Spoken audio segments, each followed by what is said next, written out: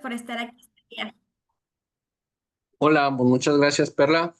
Muy contento de estar por aquí, pudiendo compartir conocimiento, pudiendo platicar un poquito acerca del vino mexicano y acerca de Llano Colorado, que es el viñedo para quien trabajo, quienes yo represento aquí en la zona del occidente del país y que pues estoy muy contento de participar con un viñedo tan maravilloso. Muchas Primero gracias. que nada, Muchas ah, gracias. Gracias por todo, Cristian. Pues bueno, adelante, este es tu foro. Estamos muy ansiosos por aprender. claro, voy a empezar a compartirles un poquito de presentaciones y de la información puntual, actual del vino mexicano. De ahí nos vamos a pasar a lo que es el Valle de San Vicente y dentro de San Vicente, pues platicar un poco acerca de Llano Colorado.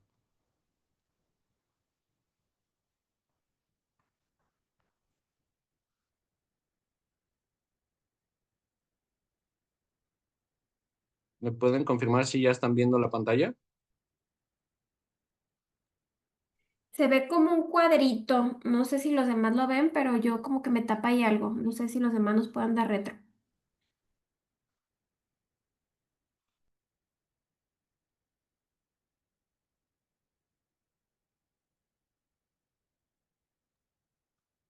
Sí, se ve como un recuerdo, Cristian, que tapa la pantalla. Un recuadro. Ujú. A veces es como una barra de sonido. No sé si la pueda cerrar o mover. La que se ve.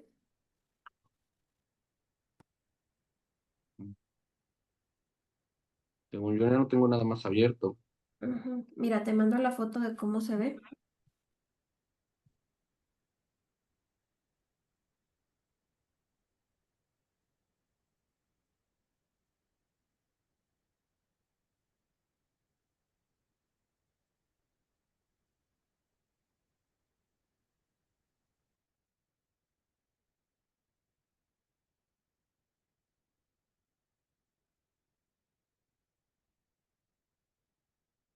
Le moví algo. ¿Mejoró? Sí, ya se ve un poquito mejor. Ok.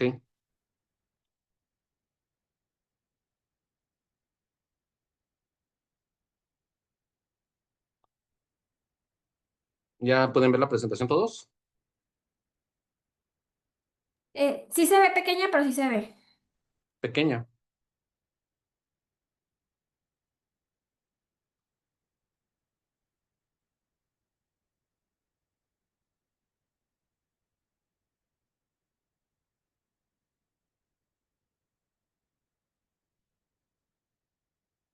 ¿Y ahí? Sí se siguen viendo unos recuadros, pero pues bueno, mira, si quieres avanzar y ahí nos vas explicando. Bueno, pues principalmente quisiera presentar las redes sociales del viñedo. Estamos como llanocolorado.mx y la página de su servidor en Instagram me pueden encontrar como tintos-distintos. Ese es mi perfil como sommelier, donde pueden seguir aprendiendo datos sobre uvas, regiones, países vinícolas y pues todo lo que conlleva a aprender de este maravilloso mundo del vino.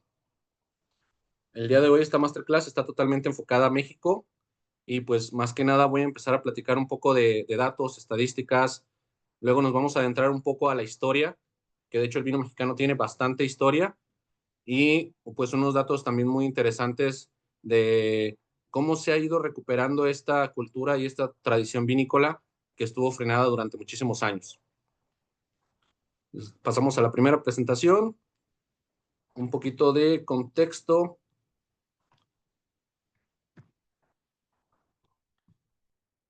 Ahí está compartiéndose ya la pantalla, ¿la pueden ver?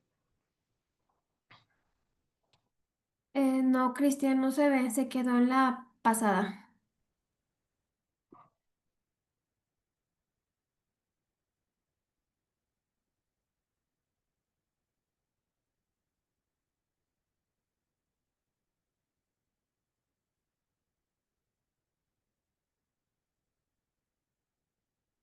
¿Sigue estando en la pasada? Listo, ahí ya se ve. Ok. Pues bueno, actualmente el país ocupa el ranking número 33 de producción a nivel mundial.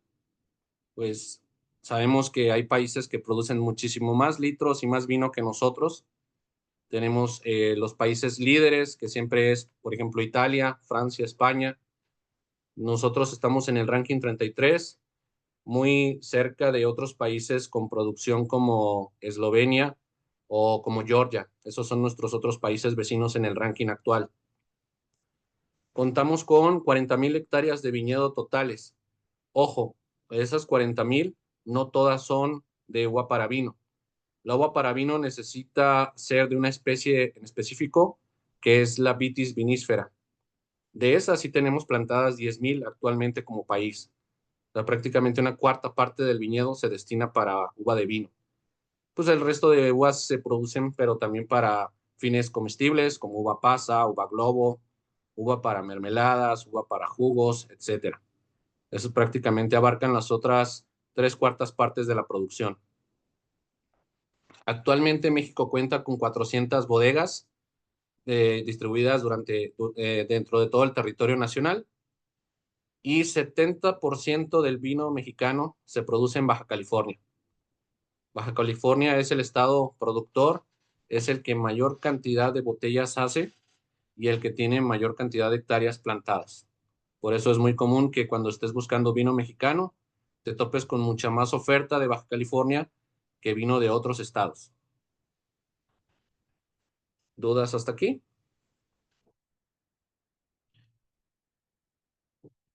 Si gustas, Cristian, podemos hacer algunos paréntesis en el camino y te digo si hay alguna duda por ahí. Claro, sí, igual, no sé si esta aplicación tenga la opción de levantar la manito, pero igual ahí también vamos resolviendo las dudas con muchísimo gusto.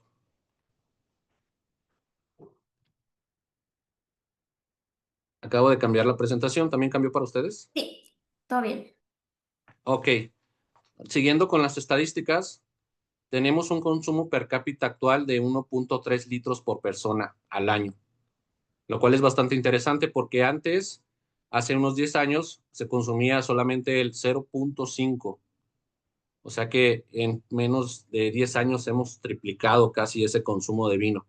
Cada vez hay más interés, más ganas de probar vino mexicano. Y que bueno, no es que le estemos restando terreno a la cerveza, al tequila, al mezcal, sino que las personas se van culturizando y el consumo se va diversificando. A lo mejor el tequila y la cerveza se siguen usando para celebraciones, pero el vino se está utilizando para consumir en restaurantes, para acompañar una muy buena comida y para también, ¿por qué no?, motivo de celebración, pero se puede combinar un poquito de todo. Otro de los datos importantes de México es que somos miembros de una organización muy importante a nivel mundial, que es la OIB, que es la Organización Internacional de la Viña y el Vino. Es una organización que cuenta con diferentes países que están afiliados a ella. Estos países recopilan datos, estadísticas, información y conocimiento sobre el vino y luego lo comparten con todos los demás países que son parte de su organización.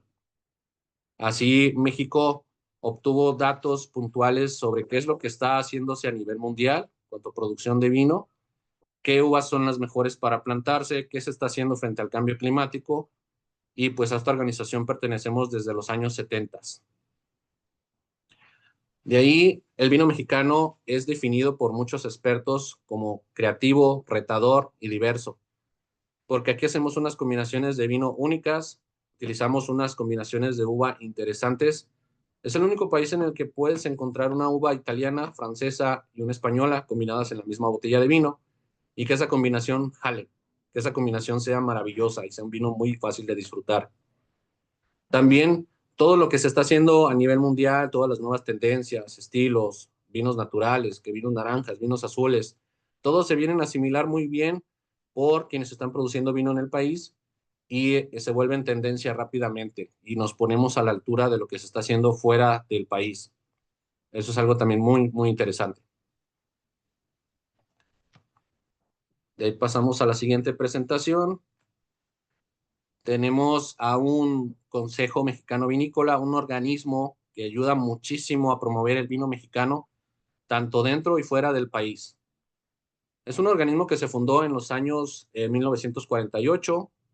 Desde ahí ha estado defendiendo a los productores de vino mexicano, protegiéndolos del vino que viene de fuera, apoyando con iniciativas, tratando de legislar a favor del vino, porque ahorita el vino mexicano paga muchísimos impuestos. También crearon un sello para premiar a los productores que sí utilizan uva mexicana 100%. Es ese sello que ven en su pantalla, que tiene como una copita de vino y alrededor como diseño muy especial. Ese, si lo buscan en las contraetiquetas de su vino mexicano, se van a dar cuenta, pues, quién sí realmente está haciendo bien las cosas, está produciendo vino mexicano con uva mexicana y embotellado en México. De hecho, todos los vinos de Llano Colorado vienen con esta certificación. Aquí viene en la parte de atrás, lo alcanzan a apreciar. Y es que justamente el propietario de Llano Colorado, el señor Alberto Curis, fue presidente de este organismo hace un par de años ya. Y otra cosa importante que ha logrado también el Consejo Mexicano Vitivinícola es que apoyó a Querétaro a ser la primera indicación geográfica protegida del vino mexicano, y eso acaba de pasar apenas este año. Ya tenemos la antesala para empezar a tener denominaciones de origen, como la tienen los países europeos.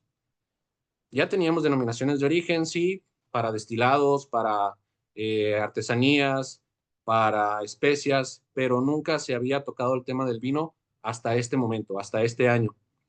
Y bueno, eso ya va a poner a que los productores de vino en Querétaro se tengan que poner las pilas, tengan que ponerse muy exigentes en cuanto a sus estándares de calidad, y que bueno, eso va a hacer que poco a poco más regiones vinícolas se vayan sumando a esta iniciativa, se vayan certificando y vaya a haber o haya más competitividad entre los mismos productores y entre las mismas regiones vinícolas del país. De ahí pasamos a la siguiente presentación. ¿Todos la están viendo? Sí, Ah, perfecto. Muy bien, pues platicando un poquito del vino mexicano, sabemos que es una industria relativamente joven, comparado con países europeos que tienen industria desde hace pues siglos. Pues nosotros realmente estamos en pañales. El, la producción verdadera de vino mexicano empezó desde hace unos 30 años aproximadamente, en los 90, con este boom, con este crecimiento rápido que se ha dado de vinícolas, que cada día se suman más y más, pero es una industria que aún necesita mucho capital, mucha inversión, porque el plan o el retorno de inversión de un viñedo es a 50 años. Quien quiera plantar un viñedo hoy en día, pues quien va a realmente recibir el beneficio de ese viñedo o ese negocio bodega ya consolidado van a ser los nietos de esa persona. Está calculado que 50 años a futuro es cuando realmente el viñedo te empieza a redituar ganancias. Y en un principio, pues es totalmente inversión, comprar hectáreas, comprar maquinaria, comprar barricas, tanques de fermentación, contratar enólogo, contratar plantilla para la cosecha, para quien cuide el viñedo, etcétera. De ahí pasamos a nuestra estadística de producción. Tenemos una producción de más o menos 195,000 hectolitros. Eso fue el dato más reciente que pude encontrar, que fue censado en el 2023, justamente por el CMB. Y para que se den una idea de qué tanto producimos, pues comparándonos con Italia, que fue o es el país productor líder desde hace muchos años a nivel mundial, pues Italia produce 15 millones de hectolitros. 15 millones de hectolitros y nosotros nada más estamos en 195,000. Queda mucho camino por recorrer, pero creo que los podemos alcanzar a futuro. Otra cosa que también tiene el vino mexicano como desventaja es que se paga muchísimo impuesto por él. Prácticamente 40% de lo que cuesta cada botella de vino es para el gobierno. 16% de IVA más 26.5% de IEPS. El IEPS, ese famosísimo impuesto que se creó en los 80s para este señor Portillo, y que pues es un impuesto especial sobre productos y servicios que trata el vino como si fuera algo de élite, como si fuera un producto de lujo, y que eso es lo que le resta o le merma que sea competitivo frente a otros países, donde por ejemplo en Europa el vino es considerado parte de la canasta básica, es considerado un alimento, no paga nada de impuestos. Y también los propios gobiernos incentivan, apoyan, dan estímulos a sus productores para que sigan haciendo vino. Y pues eso hace que la industria vinícola de esos países sea más sólida y que puedan abaratar muchísimo más sus costos. Sin embargo, pues el vino mexicano sí ha tenido un descenso en los precios, cada vez la industria se está consolidando más, cada vez hay más etiquetas competitivas, relación precio-calidad, y pues nos hemos venido a proteger en la calidad. El vino mexicano ya se está haciendo con bastante calidad y realmente cuando pagas 500, 700, 1000 pesos por una botella de vino, pues sabes que realmente estás apoyando producto nacional y que realmente te estás llevando un muy buen vino a casa que no le pide nada a los que nos llegan del extranjero. Y otra gran noticia, otra gran estadística que tenemos a nuestro favor es que de cada 100 botellas que se venden en el país, 39 son mexicanas. Entonces, eso es un dato bastante interesante. Hay una preferencia por consumir producto nacional, 39 botellas de cada 100. Pudiéramos tener más presencia en anaquel, más presencia en cartas de restaurantes, sí, pero 39% pues es un número bastante atractivo y que pues nos pone muy por encima de los vinos que están llegando de fuera. Igual también quisiera recomendarles, ahorita por problemas técnicos no podemos compartir video que tenía presentado, que tenía planeado en la presentación, pero pueden buscar a esta diputada que se llama Tania Palacios Curi. Es una diputada que tiene una propuesta muy interesante, está peleando, está buscando bajar el impuesto al vino mexicano, bajar el IEPS, dar estímulos a los productores y espero que se logre porque eso realmente pondría a México pues un poco más en la jugada con precios mucho más competitivos.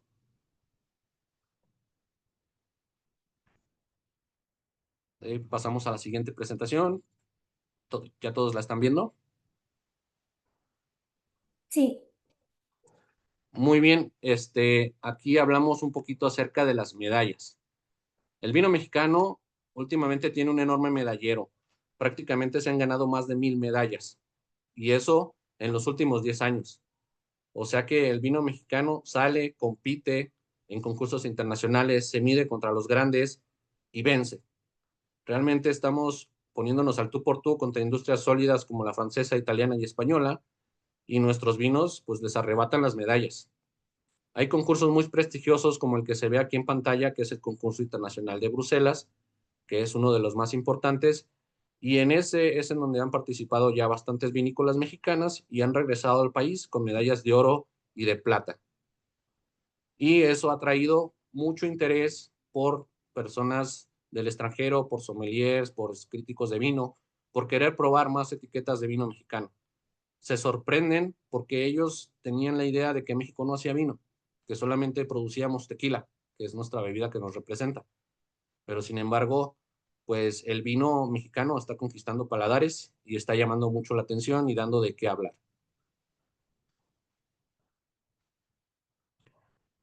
Y ahora, platicando un poco del país en general, tenemos ya 17 estados vitivinícolas. 17 de los 32 estados de la República producen vino, aunque, bueno, los principales son Baja California, en segundo lugar Coahuila y en tercero tenemos a Querétaro. Los demás estados también producen, sí, pero hay muchos de los estados que están nombrados aquí que a lo mucho tienen una sola vinícola en su territorio.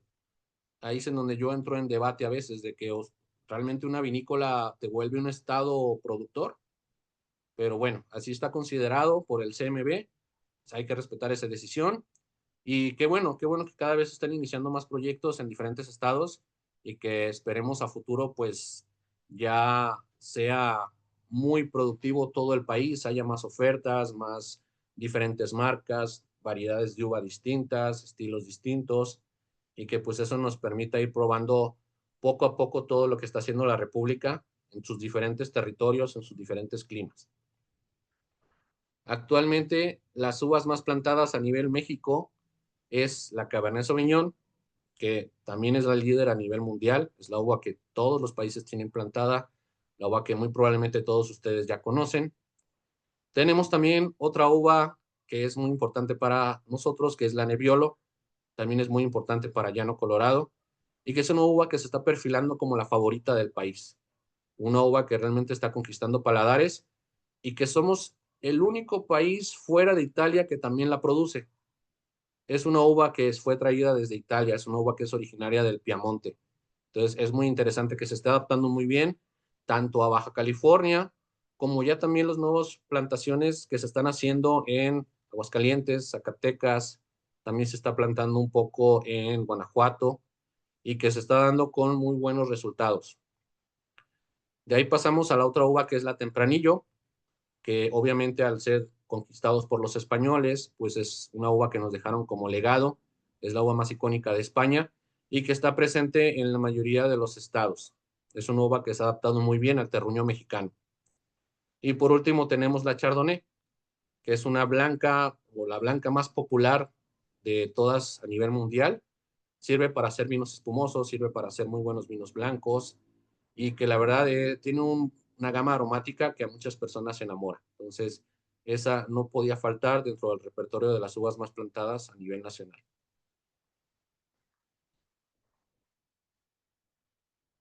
De ahí pasamos a un poquito de geografía, hablando de estricto sentido de dónde debería poderse producir vino. A los sommeliers nos enseñan que solamente se puede producir vino dentro de estas franjas, que son el paralelo 50 al 30 en el norte y lo mismo en el sur. Y si se fijan, esa franja justamente atraviesa el planeta por los países vinícolas más importantes. Cruza todo lo que es Europa, cruza Portugal, España, Francia, Italia, Grecia. También se puede producir vino en el Medio Oriente, ya lo están haciendo. También en el norte de África, Marruecos tiene también vinos, Egipto, desde la antigüedad.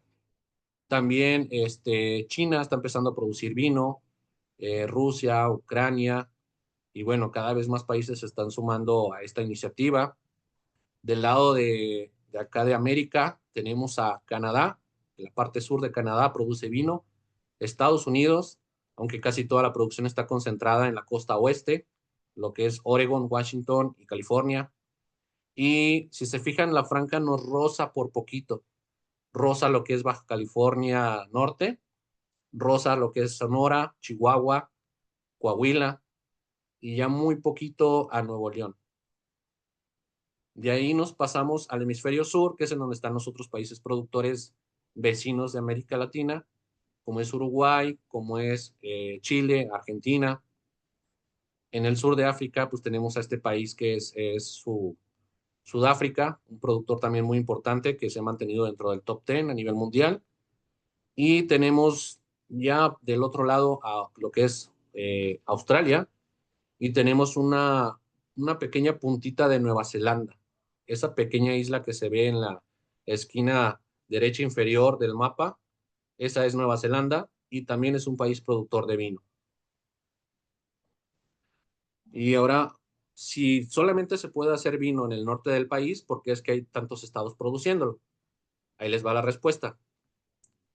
Se puede producir en el centro del país porque tenemos una gran ventaja que es el relieve, que es la Sierra Madre Occidental. Eso nos ayuda a emular un poquito las condiciones climáticas de como si estuviéramos dentro de estas franjas del vino. Hay una fórmula que se usa en geografía y en la viticultura que es que por cada 150 metros de altura, la temperatura va a bajar 1 grado al menos. Entonces, si tenemos alturas en el altiplano de más o menos 1500 metros sobre el nivel del mar, vamos a tener 10 grados de temperatura menos. Entonces, eso nos permite que la vid sí esté cómoda en este entorno.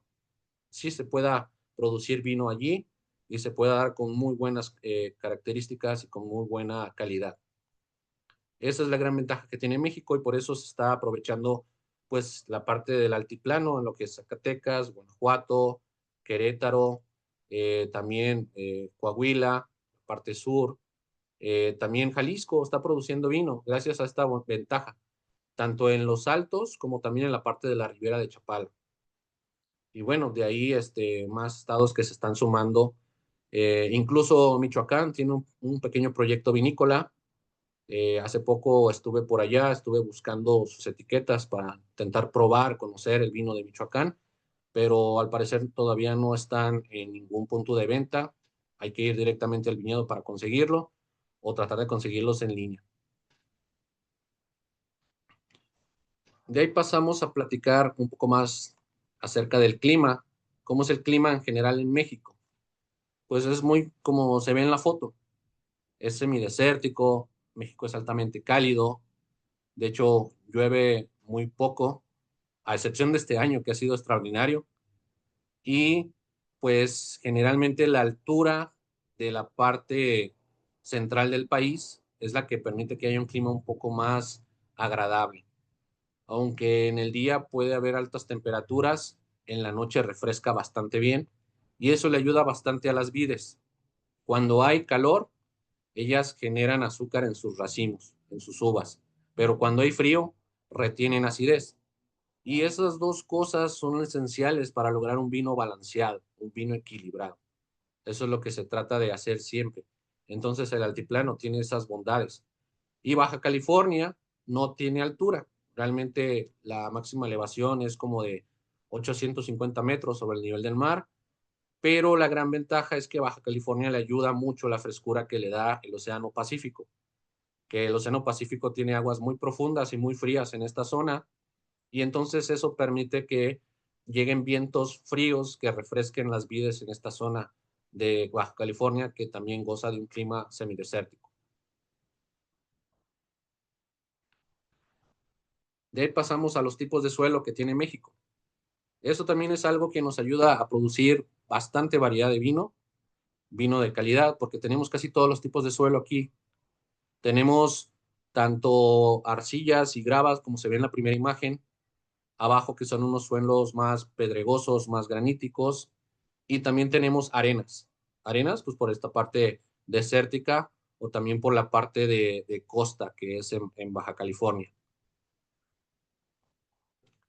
Y toda esta variedad de suelos se ha logrado gracias a que pues la Sierra Madre Occidental se ha mantenido activa volcánicamente desde hace muchísimos millones de años. Entonces siempre han estado saliendo minerales del centro de la Tierra y se han ido sedimentando poco a poco en los sustratos del suelo mexicano. Por eso es que gozamos de gran variedad de suelos. Y pues encontramos desde suelos gravosos, graníticos, calcario, que el suelo calcario es muy importante para hacer vinos blancos y vinos espumosos con buena acidez. Y eso lo ha aprovechado bastante bien Querétaro en los últimos años. También lo ha estado aprovechando bastante Baja California. Y es que ese tipo de suelo es el que da como resultado de varios fósiles marinos que se van pulverizando poco a poco, se van disolviendo en la tierra y esos fósiles marinos están allí porque Baja California estuvo bajo el mar y también gran parte de México estuvo bajo el mar hace muchísimos millones de años. Entonces eso, cuando las placas tectónicas empezaron a chocar entre sí, empezó a hacerse elevaciones, pues dejaron atrapados a estas criaturas, a estos animalitos, y hoy en día se volvieron en fósiles y que están aportando nutrientes al suelo mientras se van descomponiendo. También tenemos gran variedad de suelos arcillosos, arenosos por las partes semidesérticas y suelos de origen volcánico, que eso lo está aprovechando bastante Puebla. Hay una vinícola que está asentada prácticamente a las faldas del Popocatépetl y que se llama Casa Cenizo, y que justamente están aprovechando estos suelos volcánicos que potencializan bastante el sabor de todos los vinos con toda su riqueza de minerales.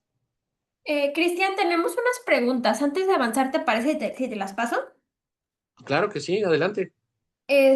Mira, por aquí preguntan que si tienes el dato de qué porcentaje de la producción de vino mexicano se exporta. ¿Qué porcentaje se exporta? Muy buena pregunta. La verdad, no lo tengo. Sé que algunas bodegas tienen presencia en España, Estados Unidos principalmente es el mercado que se le vende. También se está empezando a intentar aventurar en Sudamérica, enviar vino a Colombia, enviar vino a Brasil, pero realmente no tengo el dato exacto de cuánto sea lo que se exporte. Lo que sí es que la mayoría del vino se está consumiendo dentro del país. Ahorita todavía no es como tan interesante para las vinícolas incursionar en el mercado extranjero, porque aquí prácticamente venden toda su producción. Y la mayoría de bodegas o proyectos son boutique, son pequeños, o poca cantidad de botellas al año. Entonces, si empezaran a vender en el extranjero y de repente encuentran con un muy buen nicho de mercado, se les va a acabar la producción muy rápido. Y entonces creo que todavía no está el mercado mexicano listo para eso. Gracias. Por acá nos comentaba María Estrada que pues Nayarit tiene solamente la meseta del cielo. Por ejemplo, fue un comentario a a lo que comentabas. Este, Sí, preguntan en qué parte de Michoacán están haciendo vino. eh, tengo entendido que es en la parte sur y muy cerca de la sierra. Ahí es en donde está ubicado este viñedo. Y es el único viñedo que hay en todo Michoacán. Es un viñedo que está haciendo prácticas orgánicas, está haciendo injertos entre Vitis vinífera y Vitis labrusca, que son otro tipo de variedad de uva, y está pues teniendo estos resultados interesantes que pues tengo muchas ganas de probar, pero no he podido hasta el momento. Tenía el nombre de la bodega aquí en mente, pero se me acaba de ir. Gracias, Cris. Preguntan que cómo pinta este año 2025 con tanta lluvia, cómo será la añada y cómo lo calificarías. Pues, híjole, depende de cada estado. A lo mejor le van a sufrir mucho los que están en el altiplano, pero lo que es Baja California realmente no nos va a afectar tanto porque en Baja California solamente llueve en lo que es invierno, desde diciembre hasta febrero. Entonces, eso es una gran ventaja, que cuando llueve, la planta está en dormancia, ya se hizo la cosecha, entonces realmente no afecta a la planta, no diluye las uvas, no diluye el vino. Gracias. Y por último, por aquí nos comentan varias personas que buscaron en internet y aproximadamente México exporta entre un 3,7 y 4% de su producción. Entonces, dato que nos están dejando por acá nuestros compañeros. Sí, gracias por el dato. Sí, es muy poquito, o sea, 4%. Realmente, pues casi todo el vino se vende aquí, se consume aquí. Todavía no hay tantas bodegas como tan grandes que tengan excedentes de producción como para poderse incursionar en mercados más grandes, más globales. Gracias, son todas de momento. Si salen más, te voy comentando. Muy bien, gracias. Entonces, continuamos con la presentación y llegamos a la parte de la historia.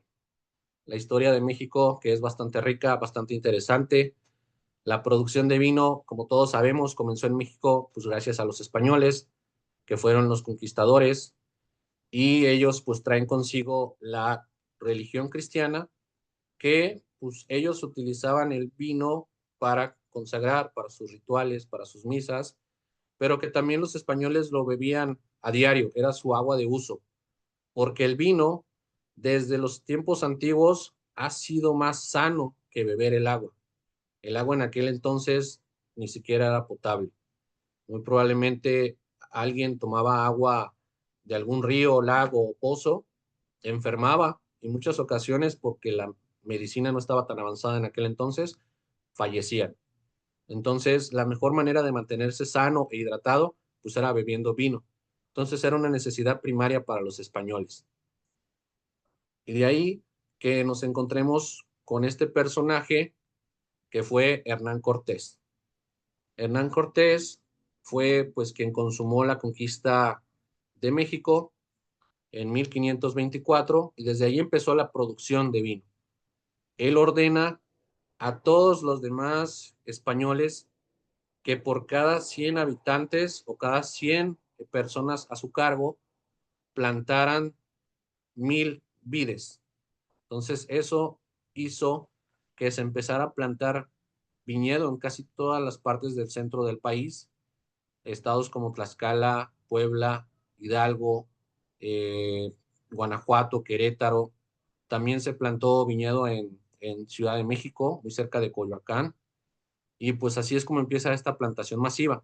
También se intentaron plantar viñedos en Veracruz, pero lamentablemente por el clima de allá tan tropical, lluvioso, pues no prosperaron. Pero desde ahí se sentaron las bases para saber en qué zonas sí se podía producir vino y vino de calidad. De ahí, de que gozáramos de tan buen vino en aquel entonces y de que ya México en poco tiempo pudiera suplir su propia necesidad de vino, es que causó problemas o revuelo en España. Los productores españoles de aquel entonces estaban ya sobándose las manos, relamiéndose los bigotes, pensando que aquí iban a hacer su domingo, que toda su producción la iban a mandar a Nueva España y que acá se iba a vender todo su producto y que se iban a volver millonarios. Pues resulta que no. Resulta que muchas veces el vino de ellos llegaba y se quedaba en el puerto, llegaba a veces avinagrado, llegaba y no era del gusto de la población. Entonces, pues muchas veces se quedaba ahí o era regresado a España. Y entonces eso les empezó a causar mucha inconformidad a todos los productores españoles. Se quejaron amargamente con su rey, que era rey Felipe en aquel entonces, y este rey, pues, a favor de proteger a sus habitantes, a sus productores españoles, pues decide que de tajo México parara su producción. En 1955 decreta que el vino en México para fines comerciales ya no se iba a producir, solamente quedaba permitido para fines eclesiásticos, para las misas, para la religión. Desde ahí fue desde que nos pusieron este freno de mano que pues nos dejó desconectados del tema vinícola por casi 300 años. Y eso pues le causó un gran retraso a la industria, pero que pues hoy en día hemos retomado a pasos agigantados. Con esta prohibición o con esta autorización, entre comillas, de solamente fines eclesiásticos, es que el Casa Madero se pudo amparar. El propietario en aquel entonces era un español que se llamaba Lorenzo García y en ese entonces él tenía esta hacienda productora de vino, decide viajar a España para platicar con el rey y pedirle que le permita seguir haciendo vino. Desde ahí es que Casa Madero obtiene la Merced, que fue este permiso especial que le otorgó el rey español, y pudieron seguir produciendo de manera ininterrumpida. Por eso son hoy en día la vinícola más antigua de toda América. Desde 1597 tienen una producción ininterrumpida. De ahí vemos que sigue llegando más órdenes religiosas a evangelizar el país. Había todavía muchísimo territorio por explorar. México era muy grande en aquel entonces. Como sabemos, abarcaba hasta parte del norte de parte de Estados Unidos en el norte. Y pues llegan órdenes religiosas a explorar todos estos territorios y a tratar de evangelizar a los indígenas locales. Se da una gran migración de monjes que llegan desde 1600 a 1700 y se empiezan a asentar en varias partes del país. Hay un personaje muy importante misionero que fue el jesuita Eusebio Quino, todos conocemos mejor como Padre Quino, que hasta tuvo un vino en su honor, hoy en día está descontinuado, lo producía Casa Domecq, pero bueno, este personaje fue súper importantísimo para la producción de vino. Llegó a México en 1681, fundó misiones para la producción de vino y para que hubiera pequeñas capillas donde la gente pudiera congregarse a practicar su religión, y las fundó en Sonora, Arizona, las fundó también en Baja California, y este señor era muy, muy inteligente. De hecho, también tenía unas especializaciones en cartografía, en astronomía, y en aquel entonces Baja California se creía que era una isla. El señor demostró y dejó mapas y evidencia de que no era una isla, era una península y que se podía cruzar a través de Mexicali. Desde ahí fue que de 1711 en adelante, pues más monjes siguieron haciendo su trabajo y se siguió expandiendo la producción de vino hacia la península de Baja California. De ahí pasamos a una situación muy importante que fue la independencia. Y este personaje que es don Miguel Hidalgo y Costilla, que lo representan pues como el máximo ícono de la independencia mexicana, pero que en realidad, investigando un poquito más a detalle su biografía, nos damos cuenta que siempre fue un personaje controversial, rebelde, y de hecho, pese a que estaba todavía vigente la prohibición de producir vino para comerciar, él lo hacía. Producía, sí, algunos barriles para sus fines eclesiásticos, pero también unos tantos para comerciar con él. Y eso lo producía en Dolores, Guanajuato, donde tenía 3 diferentes vinícolas, 3 diferentes haciendas.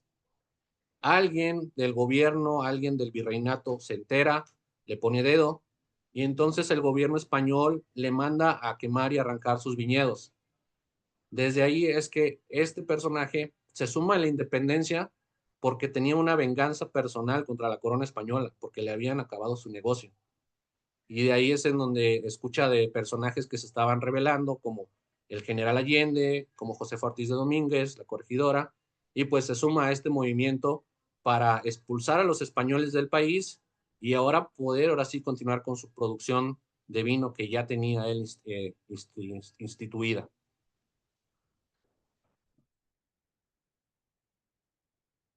Pasamos ahora a los años 1848, donde sucede algo terrible que es el Tratado Guadalupe Hidalgo, donde México pierde muchísimos territorios del norte del país.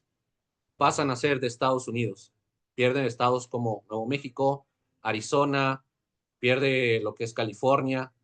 Y es que todo derivó de Texas.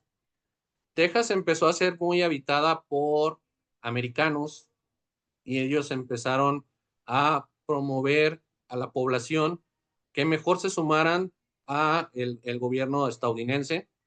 Entonces, cuando ellos pasan a ser de Estados Unidos o se independizan, el gobierno mexicano se levanta en armas, trata de retomar esta zona, pero pues no pueden, son vencidos por el ejército americano. Ellos invaden territorio mexicano, llegan incluso hasta el centro del país y es ahí en donde obligan a que Estados Unidos se rinda, se tenga que rendir México y tenga que pagar unos millones de multa y tenga que también ceder estos territorios. Y pues esos territorios ya estaban plantados con viñedo gracias al padre Quino y pues prácticamente así es como la viticultura americana comienza también, gracias a nosotros. De ahí pasamos a el periodo de 1876-1911 con el personaje Porfirio Díaz. Malamente muchos lo tratan como el dictador, como que tuvo a México sometido, pero en realidad fue una persona muy progresista. Hizo que México avanzara bastante. Visitaba muchísimo lo que era Europa, de ahí se trajo muchas ideas innovadoras. Disfrutaba muchísimo del vino francés, de la cultura del maridaje, y de ahí que vino a traer a México sofisticación. Y él introdujo el vino en las altas clases mexicanas. Desde ahí es que gracias a él se crea una necesidad de producir vino en el país para ya satisfacer la necesidad de estos paladares que eran personas con poder adquisitivo y que querían beber vino y no podían estar dependiendo de que llegara producto desde Francia, que en aquel entonces pues tardaba bastante, no había una logística como la hay hoy en día y pues Porfirio Díaz siempre acostumbraba en sus eventos, en sus cenas, banquetes, promover champán, promover buenos vinos de Burdeos, y desde ahí fue que fue enamorando a la gente para que fueran apreciando la viticultura. Aunado a esto, en 1888 es cuando se funda Bodegas de Santo Tomás en Baja California. Bodegas de Santo Tomás es la más antigua de toda Baja California y empezó siendo justamente una misión. Empezaron produciendo vino para consagrar y ya después, en 1888, es cuando va tomando forma, se va volviendo una empresa y pues sigue vigente hasta nuestros días. Y de ahí pasamos a la actualidad. En el siglo XX es en donde empieza a haber un gran boom de bodegas. De hecho, empiezan a llegar bodegas de capital extranjero, como la L. Aceto, que es de origen italiano, que se fundó en 1928, Domecq, que es de capital español, se funda en 1963 y también llega Freixenet. Freixenet en 1978 y ellos son originarios de Cataluña. En el 2000 es cuando se da el boom del vino mexicano, empiezan a salir más y más proyectos, cada vez más rápido, cada vez hay más vinícolas en diferentes partes de toda la República, empiezan a plantarse más hectáreas, empiezan a salir más etiquetas al mercado y también hay dos personajes muy importantes en estos años, que es tanto Hugo de Acosta como Francisco Rodríguez, que son considerados los padres de la viticultura mexicana moderna. Hugo de Acosta hizo lo suyo en Baja California, fundó una organización que realmente le vino a dar un giro al vino mexicano, que fue la Escuelita, donde a muchos productores de vino o que tenían hectáreas de viñedo los enseñó a hacer su propio vino. De ahí fue que también salieron muchísimas más bodegas. Y también el señor Francisco Rodríguez hizo lo suyo en Coahuila. Fue durante muchísimos años el enólogo de Casa Madero y de ahí también se fue yendo a asesorar otras vinícolas vecinas como Casa Náufrago, como Don Leo, etcétera. Luego fueron trayendo más enólogos de diferentes partes del mundo, fueron llegando al país con esta promesa o estas ganas de querer producir vino mexicano y aportar conocimiento. Y ahí sí es como llega don Camilo Magoni, traído por L.A. Cheto, él también es de origen italiano. Llega José Luis Durán, que es de origen chileno. Llega Cristina Pino, que es española. Y llega Daniel Lomber, que también es de Chile. Y todos actualmente tienen cargos en vinícolas muy importantes.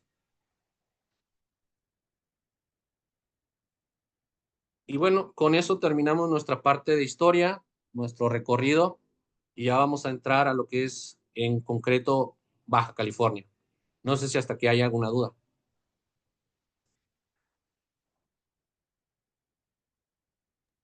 Mira, por aquí nos pusieron, este, que han escuchado que están haciendo vinos en Chapala, que si los conoces y qué opinas de ellos, porque llueve mucho por esas rumbos. Sí, sí están haciendo vinos en Chapala. Hay varias vinícolas, Viñedos El Tejón, también está Cava Postdata, está La Estramancia. No he tenido oportunidad de probar ningún vino de allí. Eh, Como sommelier me queda un poquito la espina o la duda de si realmente estarán buenos, porque lo que nos enseñan es que para que haya buen vino, para que haya buenas uvas, la planta debe sufrir. Y no creo que en Chapala sufra mucho porque pues tiene el lago cerca, el clima muy a gusto todo el resto del año, llueve en abundancia. Entonces, no sé si realmente esas son las mejores condiciones para producir vino de calidad. Habrá que probarlo, habrá que ver qué están haciendo bien o qué no están haciendo bien y ya después de ahí pues empezar a poder calificar o emitir un juicio o una opinión. Gracias. Por aquí pregunta Mario que qué estás tomando, Cris. Ah, muy buena pregunta. Pues como es una ocasión muy especial el día de hoy, pues me abrí un Ancón de San Vicente. Es el vino top de Llano Colorado. No, bueno. Sí, pues Haberlo hay que dicho, darse aquí también el señor Mario está en Guadalajara, su servidora.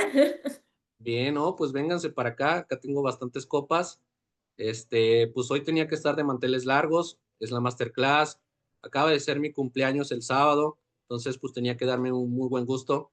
Pues qué mejor con uno de los grandes vinos mexicanos, una creación de José Luis Durán y que es 70% Nebbiolo, 30 Cabernet y que está hecho con las cepas más antiguas de Llano Colorado. Y bueno, también como comercial, pues lo pueden encontrar en Cava del Duero. No, bueno, pues salud, un vinazo. Salud, Y felicidades. gracias. Bien, ¿alguna otra duda antes de que pasemos a Baja California? No, te mandan nomás por acá felicitar. Ah, muchas gracias. Entonces, continuamos con Baja California.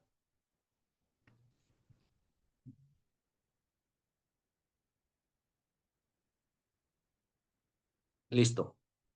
Llegamos al estado de Baja California. La capital vinícola de Baja California es Ensenada. Todos sabemos que pues, la capital es otra, tema político, administrativo, económico, pero para fines vinícolas todo es Ensenada. Desde ahí de donde parten todas las diferentes rutas del vino en Ensenada, digo, de Baja California, y que pues es un destino obligado. Es en donde tienes que llegar para empezar a recorrer estos diferentes viñedos que cada vez son más, cada vez se abren nuevas propuestas y que hay tanto viñedos hacia el norte como hacia el sur y que tenemos una variedad de climas, una variedad de valles impresionante en todo lo que es Baja California. Les voy a platicar a grandes rasgos un poquito de los 7 diferentes valles, pero ya después nos vamos a enfocar en concreto en el Valle de San Vicente, porque justamente así es como está anunciada esta masterclass, Terruño de San Vicente, y que dentro de San Vicente, pues Llano Colorado es el viñedo más grande allí. Pues comenzamos con historia. Nuevamente, aquí comenzó en Baja California la producción en el siglo XIX, cuando empiezan a llegar monjes jesuitas, dominicos y franciscanos a evangelizar la zona. Como ya tenían los datos, el antecedente, los mapas creados por este otro personaje importante que fue Padre Quino, pues ellos empiezan a irse adentrando hacia la península, a este terreno inexplorado. Empiezan a toparse con culturas indígenas ahí locales, como los Cucapa, como los Kumiai, y pues empiezan a culturizarlos. En 1767 llega un personaje súper importante para esta zona, lo que es tanto Baja California como la Alta California, que fue Fray Junípero Serra. Este señor empieza a fundar misiones a lo largo de todo el territorio de la península, California también, y los mismos monjes y los habitantes de la zona empiezan a construir caminos, pues para tener comunicación entre sí, entre toda la península y poder transportar mercancías, insumos, ropa, etcétera. Estos monjes empiezan a plantar uvas muy importantes como la misión, que es justamente la uva que los misioneros eligieron como la más apta para adaptarse al clima mexicano.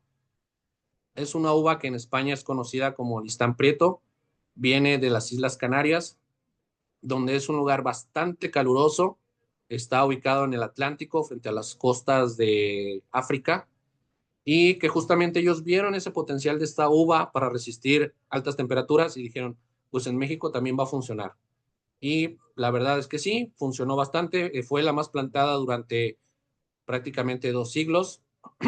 Hoy en día ya no se encuentra tan plantada, perdió terreno, pues es que llegan uvas más interesantes, que dan vinos más complejos, más aromáticos, más estructurados, entonces fue restándole terreno. Santo Tomás creo que es una de las pocas bodegas que la sigue produciendo en una pequeña porción. Y bueno, por ahí hay dos, tres. Igual si luego alguien quiere que les recomiende un vino de uva misión para que la conozcan, se los puedo compartir con mucho gusto por Instagram. También llega una uva muy importante que es la Zinfandel, que es de origen italiano. La Zinfandel viene de la región de Italia, de Puglia. Puglia también es una península, también es muy caluroso porque es en el sur de Italia. Es justamente el taconcito de la bota. Entonces, estos monjes que venían también de regiones como Italia, saben que México es caluroso, saben a lo que se deben preparar y traen consigo esta uva Zinfandel y también es otro gran acierto, se da muy bien en Baja California y también en California. Y como legado histórico también español, pues la Tempranillo, que no podía faltar, también se planta aquí y se da con muy buenos resultados en la península de Baja.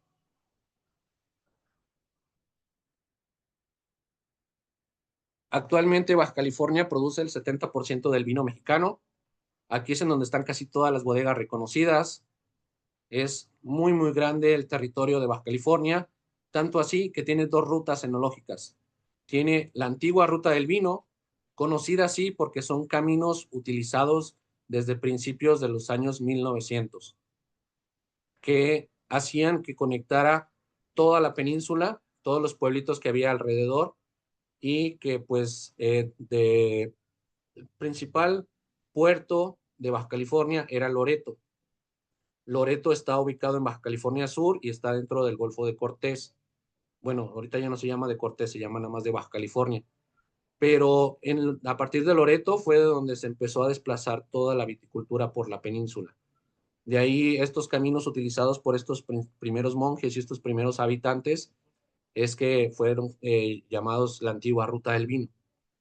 De ahí pasamos a la nueva ruta del vino, que son vinícolas que se fundaron, pero ya a mitad del siglo XX, de 1950 para acá.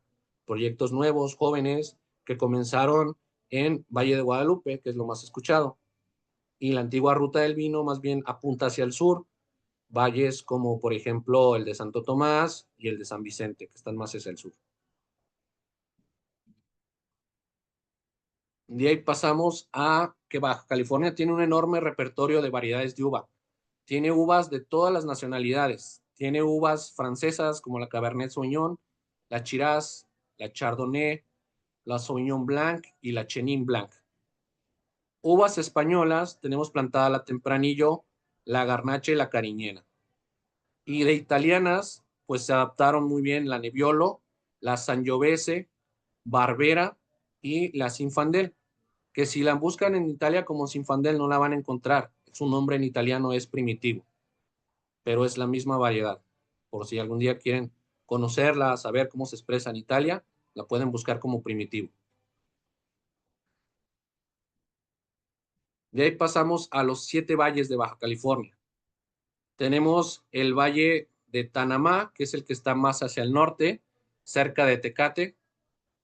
Tenemos luego en el color fucsia al valle de Guadalupe, que está justo en un punto medio entre Tijuana y Ensenada. Por eso es el más visitado.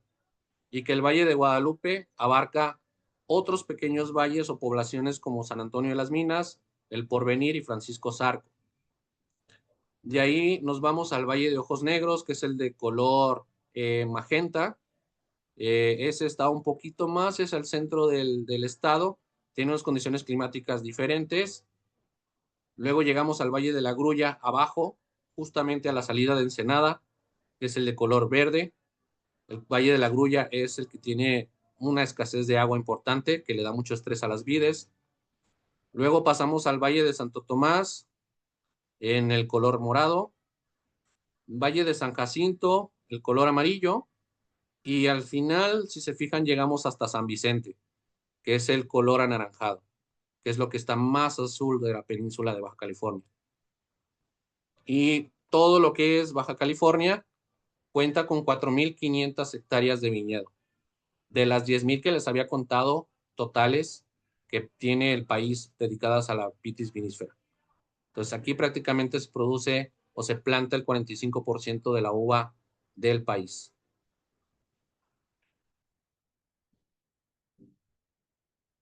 Ahora ya llegando a San Vicente, vamos a comenzar por su historia. Este valle, su nombre completo es San Vicente Ferrer. Fue fundado en 1780. Fue una misión también de los monjes dominicos. Ellos deciden ponerle nombre a esta población en honor a uno de sus santos más importantes, que fue canonizado en el año 1455 por el Papa Calixto III. Ese fue un personaje muy importante que vivió en 1350, 1419, no pisó territorio mexicano, él se dedicó a llevar la palabra de Dios en Europa, pero cuando llegan estos monjes, que fueron los primeros en pues poblar este valle, deciden usar el nombre de este personaje tan importante. Y ellos llegaron procedentes del puerto de Loreto, en Baja California Sur. Desde ahí fue que empezaron a recorrer hacia Baja California Norte, y el primer valle que se toparon y que estaba con buenas condiciones para asentarse fue San Vicente. De ahí que sea el valle vinícola más meridional o austral de todos los que tiene Baja California. No sé si hasta aquí haya dudas. No, dudas como tal, no. Nada más te preguntaban que qué opinas de los vinos del Acheto y comentaban que Santo Tomás aún produce uva misión. Sí, sí, todavía produce algo de uva misión. Tienen una línea que se llama Misión, pero ya no lo sacan 100%, ya viene mezclado con otras dos variedades. Y justamente he estado buscando un muy buen vino de uva misión, porque también imparto clases y es una uva que pues tiene que ser presentada justamente para esta parte histórica de la cultura mexicana. Y de los vinos de Leacheto, la verdad me agradan. son de muy buena relación precio-calidad.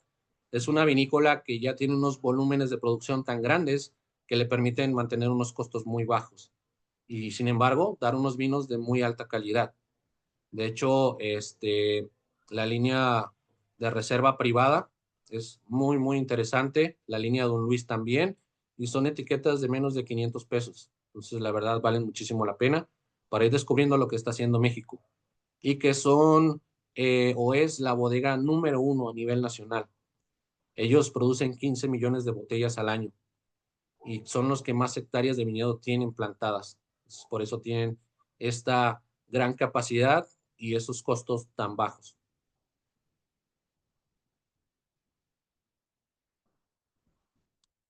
No sé si haya por ahí alguna otra duda. Esto. ¿Es todo? Bien. Seguimos recorriendo el Valle de San Vicente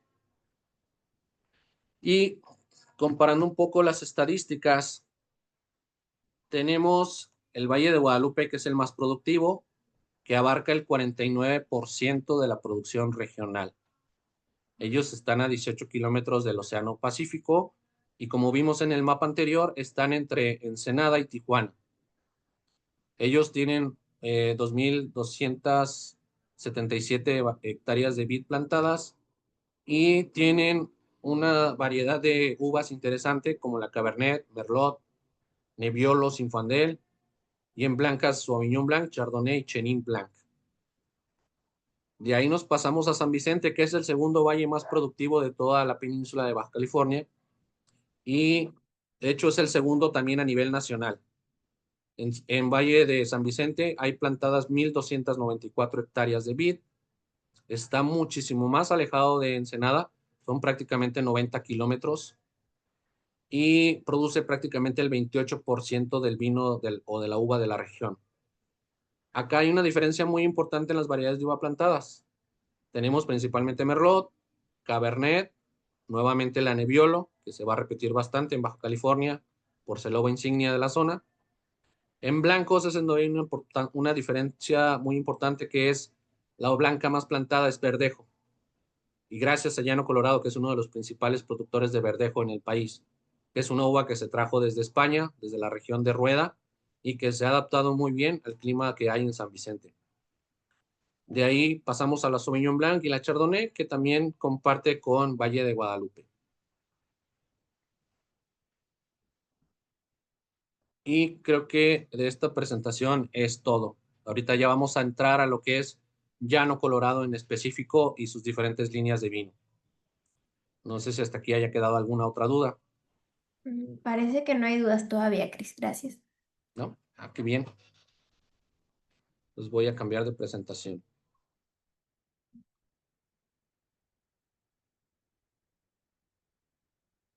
¿Están viendo ahí la pantalla? Sí. Sí, muy bien. Entonces, vamos a empezar a platicar un poquito de Llano Colorado. ¿Quiénes somos? ¿Qué representamos a nivel nacional? ¿Qué etiquetas producimos? ¿Quiénes trabajan con nosotros? Todas esas dudas las vamos a resolver a continuación. Y primero me gustaría platicarles un poquito de quiénes somos. Según las estadísticas del CMB, somos una de las vinícolas más grandes a nivel nacional. Encajamos dentro del top 10 porque tenemos un viñedo muy grande de 500 hectáreas, las cuales 250 están plantadas con 20 diferentes variedades de uva. Tenemos una muy gran producción, como les mencioné. La Cheto produce 15 millones de botellas, nosotros producimos casi los 3 millones. Esto, este número se va diluyendo entre nuestras marcas propias, que son relativamente jóvenes en el mercado, tenemos apenas presencia hace unos 15 años, y nuestro fuerte siempre han sido las maquilas. Le producimos etiquetas a diferentes cadenas hoteleras, restauranteras, supermercados, a todo lo largo de la República. Y así es como comenzó el negocio de la familia. Principales proveedores de uva para diferentes casas y también, ¿por qué no?, proveedores de vino y de caldos para también diferentes propósitos. La imagen que tienen en el lado izquierdo es justamente nuestro panel o nuestro estandarte que tuvimos en el stand de Nación de Vinos este año. que Nación de Vinos es el festival más grande de vino a nivel nacional y se celebró en Campo Marte, en Ciudad de México. De ahí pasamos a un poco de nuestra historia. El viñedo fue plantado en 1950, fue plantado por este enólogo italiano muy importante que trajo variedades de uva italianas, que fue el señor Esteban Ferro. Y actualmente, tras la compra, ya el viñedo tiene 3 generaciones que han estado a cargo. La tercera generación es la que está haciendo estos cambios importantes, está contratando sommeliers en diferentes partes de la República para que sigamos platicando de pues todo lo que hay detrás de Llano Colorado, detrás de nuestras etiquetas, tratando de entrar más al mercado mexicano, que conozcan nuestros vinos, que conozcan quiénes somos, qué hacemos. Nosotros podemos presumir que tenemos una gran reputación como productores de uva de calidad a nivel nacional, que eso nos ha traído clientes que se han ido recomendando de boca en boca entre sí y actualmente nos ha permitido colaborar con casas grandes y muy importantes que compran nuestra uva. Tenemos convenios o trato con más de 80 bodegas a nivel nacional, 80 de las casi 400 que hay en todo el territorio mexicano. La verdad es que estamos presentes en gran parte de las botellas de vino mexicano que se venden en el país y que eso nos llena pues muchísimo de orgullo. De ahí pasamos a nuestra ubicación. Estamos en el Valle de San Vicente Ferrer, como les platicaba hace rato, somos la vinícola más grande aquí. Estamos ubicados en la antigua Ruta del Vino, aunque el nombre ya se está cambiando a la original Ruta del Vino, para que atraiga muchos más visitantes. Porque la palabra antigua como que demerita un poco, que suena más padre ir a la nueva. A lo mejor piensas que por antigua no va a estar en óptimas condiciones, pero pues la verdad es que nada que ver. Sí está muy padre, pueden llegar fácilmente por la carretera transpeninsular. Son unos 100 kilómetros aproximadamente de carretera. Esta carretera transpeninsular está muy padre. De un lado van a tener unas vistas impresionantes hacia el Océano Pacífico y del otro lado hacia los viñedos o los diferentes pueblos que van pasando a través de su recorrido. Y si se fijan, pues estamos prácticamente al centro, un poquito arriba del estado, mientras que todos los demás valles están concentrados en la parte noroeste de Baja California.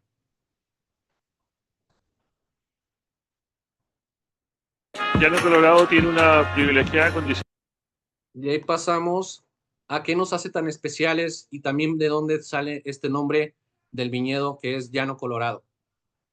Nuestro nombre es un homenaje a nuestro tipo de tierra. Somos uno de los pocos viñedos a nivel nacional que tiene arcilla roja. La arcilla roja es un tipo de suelo que es rico en hierro. Hierro que se va oxidando con el agua, con la lluvia y que va nutriendo nuestras vides, que le aportan muchísima potencia y estructura a nuestros vinos. Nuestros vinos, de hecho, tienen un potencial de guarda de 5 o 10 años mínimo. Tienen gran sabor, potencia, necesitan tiempo y paciencia para domarse antes de sacarse al mercado. Por eso la mayoría de nuestras etiquetas o nuestras añadas se van a encontrar con que son de hace 2, 3 años, algunos 5 años. Ancón San Vicente, estamos en la añada 2018 y ahorita estamos en el 2025. Quiere decir que es un vino que tiene 7 años desde que se elaboró, pero que apenas está en su punto óptimo de beberse y que incluso puede llegar a vivir el doble de tiempo en botella, guardado con unas buenas condiciones en una muy buena cava. Otra de las bondades que tiene Llano Colorado es su temperatura y estas condiciones climáticas únicas. Gracias al estar cerca del Océano Pacífico, nos ayuda a regular bastante el clima cálido y semidesértico de Baja California. Nos permite tener brisas constantes, en ocasiones neblina, como se ve en la foto que tienen en pantalla, que es una neblina muy densa, gruesa, que entra desde la costa y se va metiendo en el viñedo. Y eso nos permite amortiguar un poco los rayos solares fuertes de la mañana y parte de la tarde y permite que la uva tenga tanto azúcares, pero también muy buena acidez. Y otra gran ventaja de la que gozamos en Llano Colorado es que tenemos pozos de agua y tenemos un sistema de riego por goteo que se utilizó para poder justamente administrar bien esta agua, que es el recurso más escaso en toda Baja California, que lo que llueve ahí es muy poco, son prácticamente de 300 a 500 mililitros de agua al año, es una pluviometría bastante baja, pero que aunado a buen racionamiento del agua y buen retención del agua que tiene la propia arcilla, nos permite mantener a las plantas siempre en óptimas condiciones. No sé si hasta aquí haya dudas. No, no hay dudas.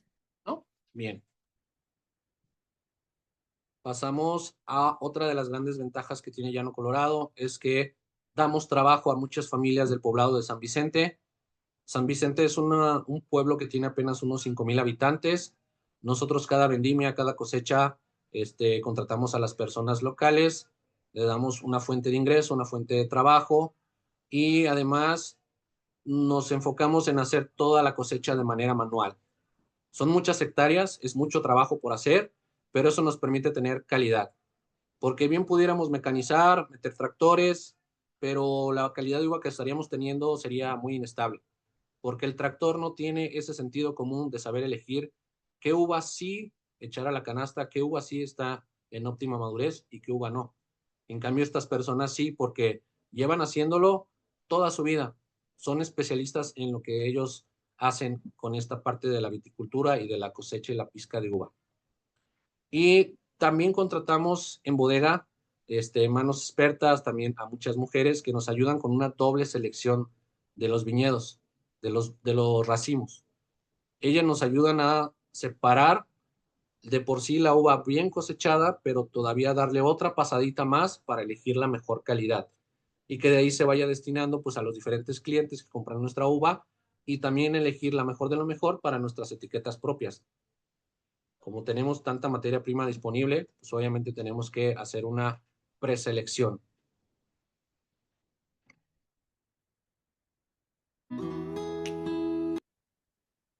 De ahí pasamos a otra cosa que hace muy especial también a Llano Colorado y que cuando yo me enteré de esto, pues se me puso la piel chinita. Dije, ¿cómo es posible que tengan esta plantilla, estos tremendos enólogos, la Selección Nacional de Enología y que justamente colaboramos con los mejores del momento porque ellos han tenido buena relación, han ido al viñedo, seleccionan su propia uva para los propios proyectos o las bodegas para las que trabajan, pero que también a manera de favor y como son parte de la familia, nos han ayudado a crear nuestras propias etiquetas de vino. Y les presento pues a la plantilla de enólogos de Llano Colorado. Tenemos al señor Camilo Magoni, que es uno de los más grandes enólogos del país. Llegó desde Italia, como les mencioné, trabajó muchos años para L.A. Aceto. Hoy en día tiene su propia bodega que es Casa Magoni y que siempre ha sido muy cercano a la familia. Siempre nos ha ayudado con nuestras etiquetas y con su asesoría y su gran conocimiento. Tenemos también a Lulú Martínez Ojeda, enóloga de la Baja, que estudió en Francia, en Burdeos, que aprendió lo más que pudo de los franceses, que siempre son referente de vino de calidad, y hoy en día pues está compartiendo su conocimiento aquí en el país. También tenemos a José Luis Durán, creador de un vino mexicano muy importante que es Ícaro, muy conocido, y él justamente nos ayuda a crear nuestras etiquetas de vino de gama alta. También tenemos a Alberto Rubio, que nos está elaborando un vino que se llama Tandem. Él tiene proyectos muy importantes a su cargo, como por ejemplo los de bodegas La Trinidad, Fauno, Minotauro, Afrodita, quienes ya los han probado. También produce el Mogor Badán desde hace algunos años y también produce los vinos de sus primos que son bodegas F. Rubio, que en la etiqueta tienen unos elefantitos. Si no los han probado, se los recomiendo bastante. Es un gran proyecto vinícola mexicano. Y tenemos también a Cristina Pino, que fue la más reciente en agregarse a la plantilla. Con ella estamos produciendo un vino espumoso que se llama Bicho. Es un Petnat de la variedad Verdejo y que, como les mencioné, esta uva viene desde España. Ella, al enterarse que nosotros la teníamos plantada en el viñedo, pues dijo, quiero colaborar con ustedes, quiero hacer algo cuando se pueda. Y bueno, se concedió y la verdad estamos muy contentos con el vino que nos está elaborando. Es este de aquí justamente, el Bicho.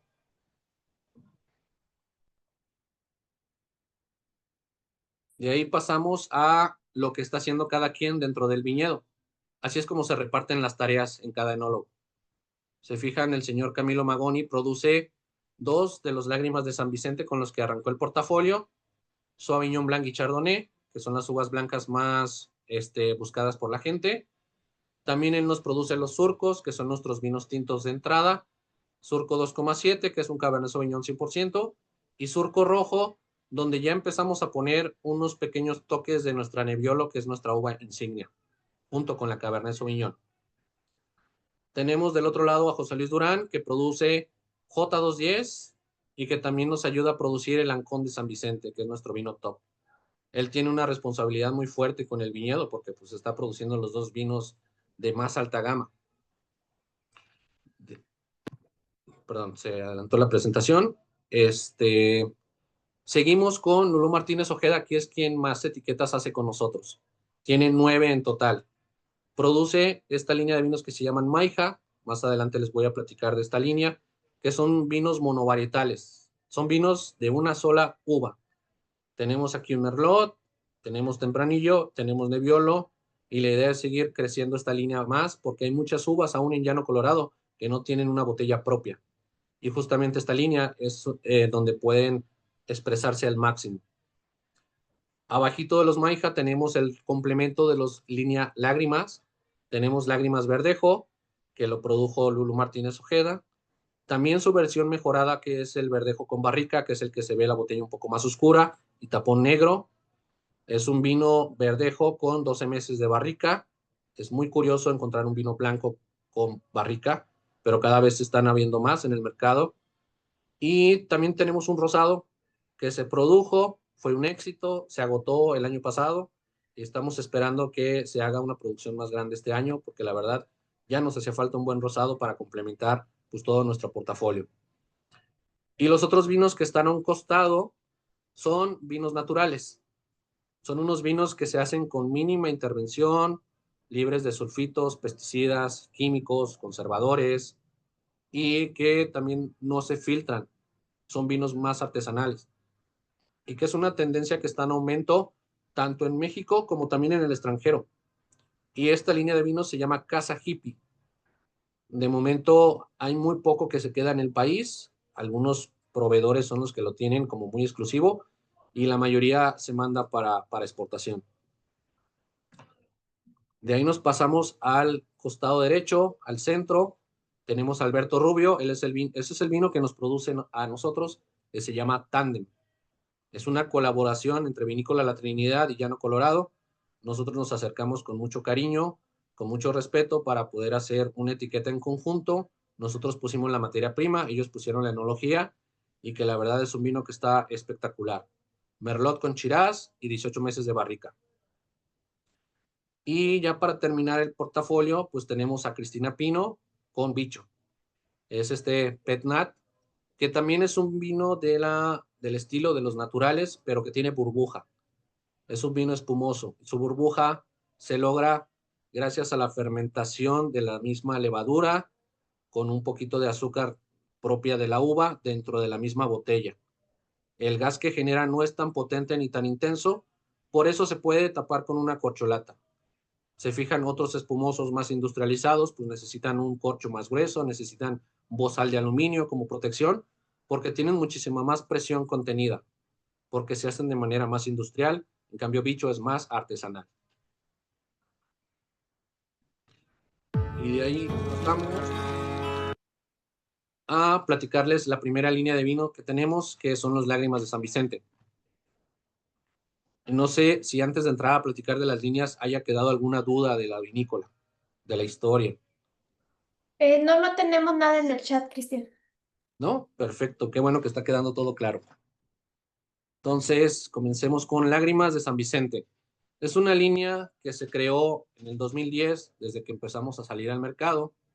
Esta línea comenzó con solamente 2 vinos, que era el Sauvignon Blanc, el Chardonnay, y ya poco a poco se han ido sumando más. Elegimos la palabra lágrimas no por el contexto negativo de tristeza, depresión, sino de felicidad, de esfuerzo, porque logramos hacer un buen vino blanco en una zona que es adversa para. porque es demasiado calurosa Baja California.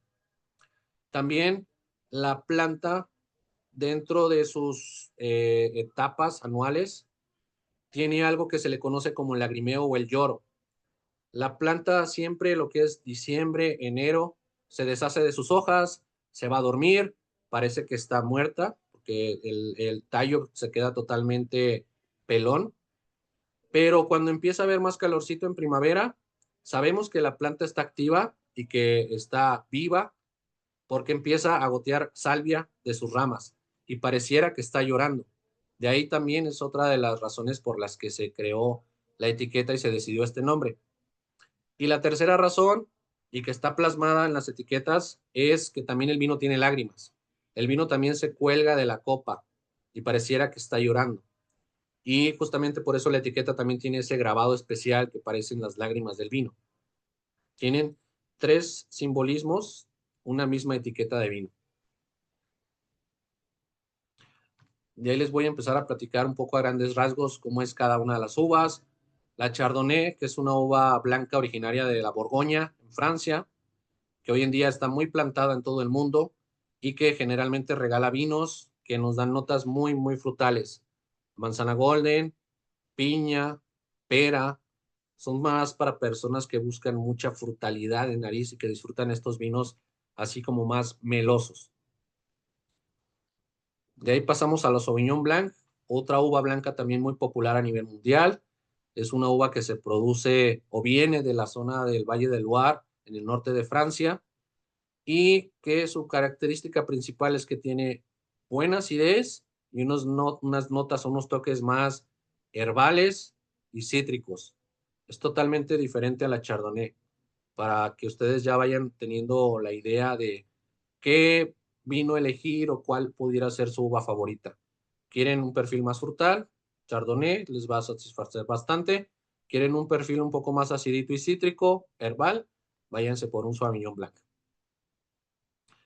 Y de ahí pasamos a Hola. Verdejo, que es nuestra variedad especial en Llano Colorado, que es una uva que se trajo hace apenas unos 8 años al país. Se ha dado con muy buenos resultados. De hecho, es la consentida porque tiene 3 diferentes estilos ella sola. Está este que están viendo en pantalla, que es el Verdejo Joven, sin barrica, que se lanza al mercado todos los años. Tenemos el Verdejo con barrica, que tiene 12 meses de barrica. Y tenemos el Bicho, que también es un espumoso a base de la uva Verdejo. Y este que tienen en pantalla es muy interesante porque combina muy bien la parte frutal con la parte herbal.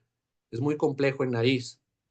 La uva Verdejo se cree que su nombre viene de que daba notas muy verdes, vegetales, notas como a hierbas mediterráneas, como menciona la ficha técnica, orégano, romero, pero que también aquí en el clima de San Vicente nos llega a regalar unos toques a lima, piña, a veces a durazno y unos toques muy elegantes también de flores blancas como el jazmín.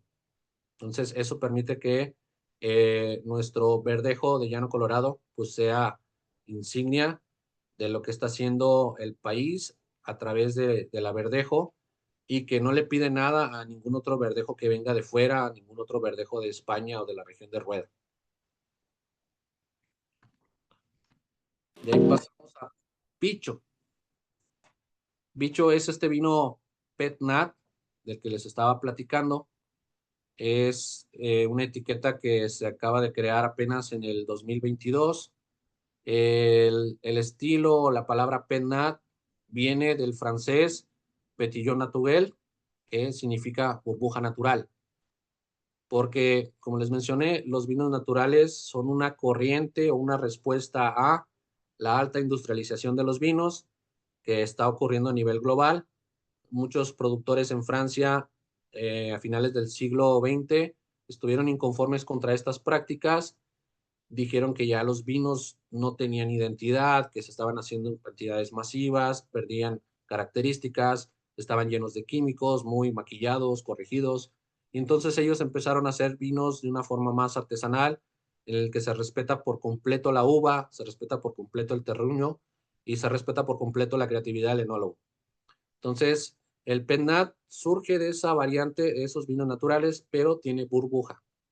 Y es una burbuja que se logra de manera natural dentro de la misma botella a través de la fermentación de la levadura y al comer azúcares. Son vinos que no llevan sulfitos, que es un conservador que permite que los vinos tengan más vida en anaquel y que puedan cruzar diferentes mares, llegar a diferentes continentes con la globalización que hay actualmente y que tengan más tiempo de vida en anaquel. Pero sin embargo los vinos naturales, como tratan de respetar mucho la parte natural de la fruta, no tienen esta parte de conservadores. Entonces son vinos que se deben de beber en el corto plazo. También son vinos que están gustando mucho a nuevas generaciones, principalmente quienes buscan etiquetas atrevidas, vinos diferentes, novedosos, que también el estilo Pet-Nat en algunas ocasiones es nombrado como método ancestral. ¿Por qué ancestral? Porque es el abuelito del champán, del cava, del prosecco, del lambrusco, de todos los famosos espumosos que conocemos actualmente. Todos comenzaron siendo un Pet-Nat desde, no sé, hace 500 años, que los monjes hacían el vino, no sabían nada de microbiología, no entendían qué pasaba dentro de las botellas, sino que simplemente seguían una receta y una serie de pasos para a veces lograr vinos con burbuja, a veces se lograban, a veces no. Y esto es como una forma de retomar ese estilo.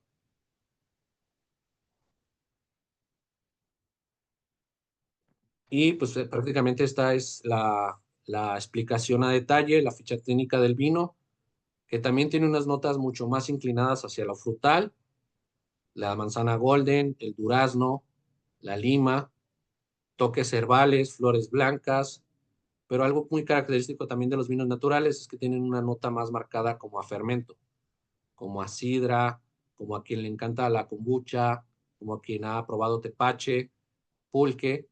También son unas notas que vienen acompañando a los vinos de este estilo.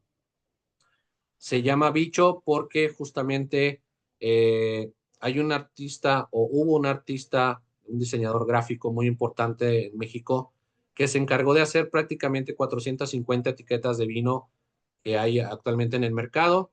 Él se llamaba César Chacón, era muy buen amigo de Cristina Pino y él le decía de cariño a Cristina que ella para sí, ella para él era un bicho porque era inquieta, movida, estudiosa, nunca se quedaba parada, siempre estaba estudiando, investigando, y le creó este sketch, esta etiqueta, la dibujó a ella como una libélula con su copita de vino en mano, y pues resulta que este famoso artista falleció recientemente, y entonces Cristina, para inmortalizarlo, para homenajearlo, decide plasmarlo pues en la etiqueta de este vino que estaba creando junto con Llano Colorado. De ahí que se decidiera pues nombrarlo Bicho y que fuera nuestro Pet-Nat, nuestro espumoso insignia. No sé si hasta aquí hayan dudas. Dudas como tal, no. Nada más como por aquí nos comenta Mario que de sus favoritos es el J210, y que en México se elaboran algunos excelentes Petnat, que Bish es uno de ellos, y pues que lo quieren probar. Muy bien, pues aquí en Guadalajara se puede conseguir en Vinos América. En otras partes de la República, pues sería solamente a través de la página directa del viñedo, de llanocolorado.com.mx, y les podemos enviar con muchísimo gusto el vino hasta la puerta de su casa.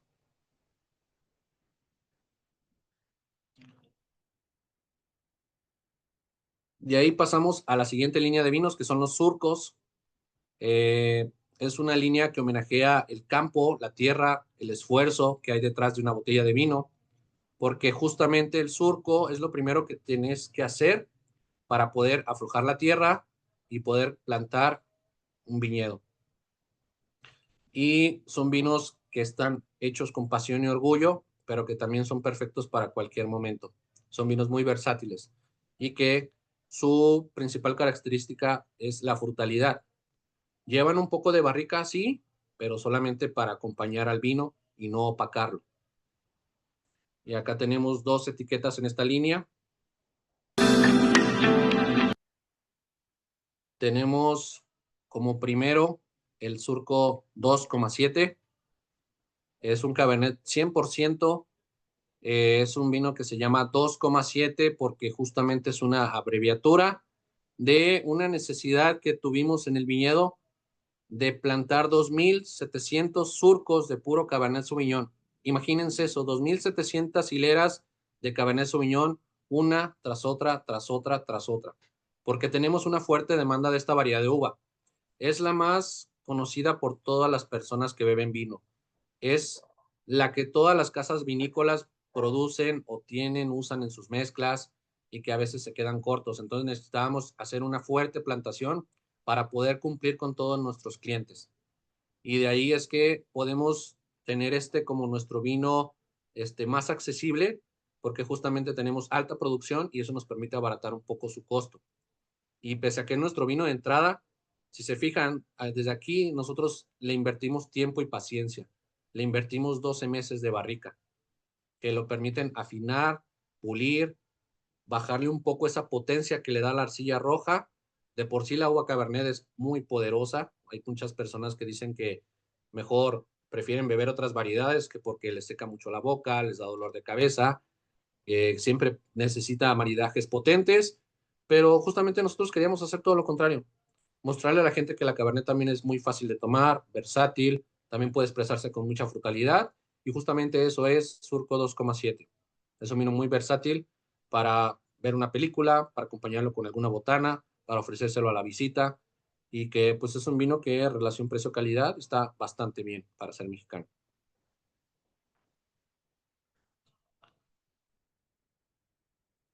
De ahí pasamos a su hermano mayor, que es el Surco Rojo, y que este es el vino más vendido a nivel nacional. El Surco Rojo es justamente un homenaje a nuestra tierra, a la arcilla roja. La etiqueta se creó también de una forma bastante chistosa, por así decirlo, porque justamente es una gota derramada en el centro de la etiqueta que estaba en blanco totalmente, y pues así se quedó plasmada. Y que la verdad aporta mucha elegancia, mucha vista en anaquel, mucha vista en las cavas de vino de tiendas de vinos, de restaurantes, y que pues es un vino también que su líquido está espectacular. Es una combinación de porcentaje de Cabernet Sauvignon, a veces 60%, y un 40% de Nebbiolo. Y que la verdad, quien no conozca los Nebbiolos de Llano Colorado, se está perdiendo de una parte muy maravillosa de Baja California. Somos referentes de esta uva y que desde este vino ya empiezas a probar un poquito de lo que, o el potencial que tienen nuestros Nebbiolos en San Vicente. Y si se fijan, este tiene un paso de barrica menor que su hermano, que es nada más de 8 meses. Justamente decidimos mermar un poco el tiempo de barrica para que la fruta siguiera siendo lo predominante, que sin embargo es un vino que ya te exige un poco más de alimentos fuertes, porque tiene mucho más tanino, te viene a secar un poco más la encía, tiene mucha más potencia y sobre todo gran permanencia. Es un vino que te lo bebes, pasa saliva y a los 8 o 10 segundos todavía sigues percibiendo su sabor. Eso es algo que hace que Surco Rojo sea maravilloso y que sea muy disfrutable por la mayoría de personas. Por eso es nuestro vino más vendido en toda la República.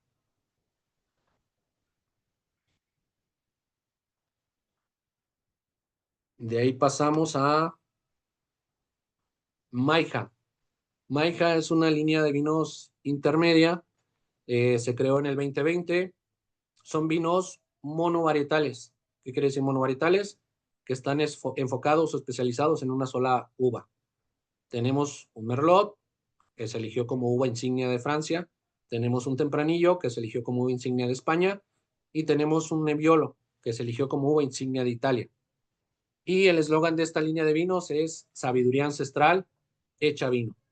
¿Por qué sabiduría ancestral? Bueno, porque esta etiqueta de vino nos habla de una leyenda que hay en Baja California que tienen unos indígenas locales que son los Kumiai. Estos indígenas locales, cierta temporada del año se acercan a las costas de San Vicente y empiezan a aventar ofrendas al mar. Y eso lo hacen con el objetivo de ganarse el favor de esta diosa, esta serpiente de la sabiduría, que para ellos se llama Maija-Agui, que es una serpiente marina que recorre las costas de la península de Baja California, y a cambio de esos obsequios que le entregan estos indígenas, ella luego se les aparece en sueños y les da conocimiento, les da sabiduría, les dice dónde va a haber agua en tiempos de sequía y dónde va a haber campos fértiles para que su pueblo no pase hambre. Y pues estos indígenas dependen totalmente de ello porque pues, son totalmente nómadas. Se la pasan recorriendo toda la península todo el tiempo a pie, y pues tardan meses en recorrerla toda. Entonces necesitan saber en dónde van a haber estos recursos tan preciados pues, para mantenerse con vida y mantenerse sanos. Y acá en esta foto pues viene una pequeña idea que nos propone el equipo de marketing para que ustedes se vayan imaginando a qué huele y a qué sabe cada una de las diferentes variedades que tenemos en esta línea de vinos. Tenemos el Tempranillo, que si se fijan está muy enfocado a la parte de los frutos rojos, frutos negros, acompañado con unos ligeros toques de chocolate y vainilla. El Nebbiolo, que viene a expresar muchísima, pero muchísima frutalidad. Frutos rojos, frutos negros y ya en estado casi compotado. La verdad es delicioso el Nebbiolo de Maija. Y también el Merlot, que es otra de mis favoritas. Tenemos acá una presencia más importante de especias, que es canela, pimienta, clavo, frutos pero negros y un toque de chocolate. Y pues es justamente una variedad de uva que a muchas personas les gusta, les encanta, pero que malamente nos han acostumbrado a beberla en unas versiones muy suaves, muy ligeras, muy sosas, como la suelen hacer algunos productores en Chile y otros productores en Estados Unidos, pero que en realidad el Merlot tiene potencia. El Merlot tiene que tener estructura, porque de hecho es una de las uvas hermanas de la Cabernet Sauvignon y es la más plantada en todo Burdeos. Justamente a quien le entregamos esta gran Merlot para que hiciera un gran vino, pues fue a Lulú Martínez Ojeda, quien estudió allá en esta zona. Entonces trae todas las referencias de allá, de pueblos como San Emilión, Pomerol, que llevan toda la vida dedicándose a la Merlot y que también uno de los vinos más importantes del mundo está hecho a base de Merlot, que es el Petrus, y que es un vino que tiene un potencial de guarda de hasta de 50 años. Entonces, justamente nosotros queríamos hacer un perfil muy específico de Merlot, que fuera un Merlot sí con frutalidad, como suelen serlo, pero también con un poco más de potencia para abonar y destacar también nuestra característica que le da el suelo arcilloso.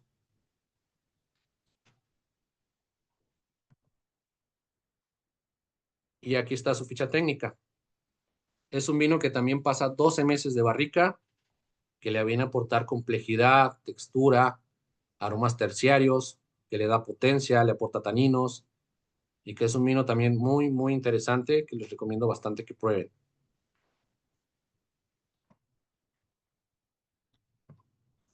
¿Hasta aquí hay dudas?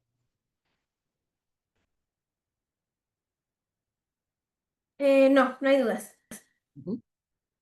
Bien, continuamos.